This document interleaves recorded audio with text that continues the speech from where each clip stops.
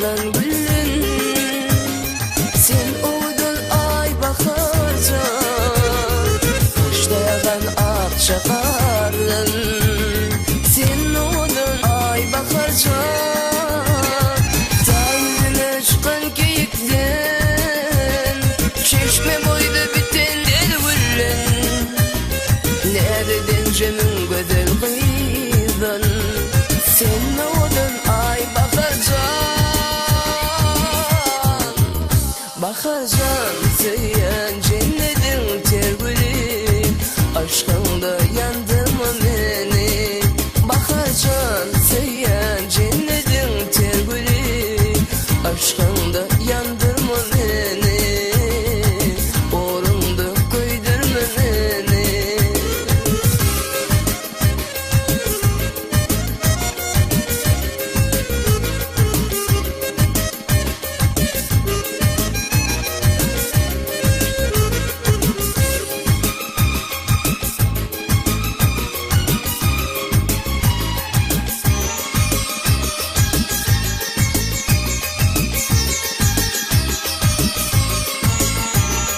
Livlerinde bal var var, yanaklarından nar var, gözlerinde nur var var. Sen bana sevay bakarsan, aşkında Mecnun meni. Sen istesin bolayın bir kar, daşlaşmayı bolma sen yar. Sen gülüp ay baharcan, baharcan söyleyen cennetin tergülü, aşkında yandırma beni. Baharcan söyleyen cennetin tergülü, aşkında yandırma beni. Orunda koydurma beni.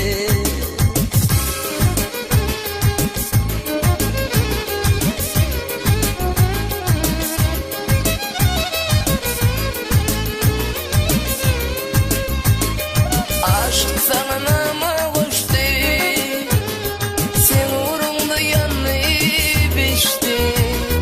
Şuna man sen için coştu, sen bana sevay bakarsan.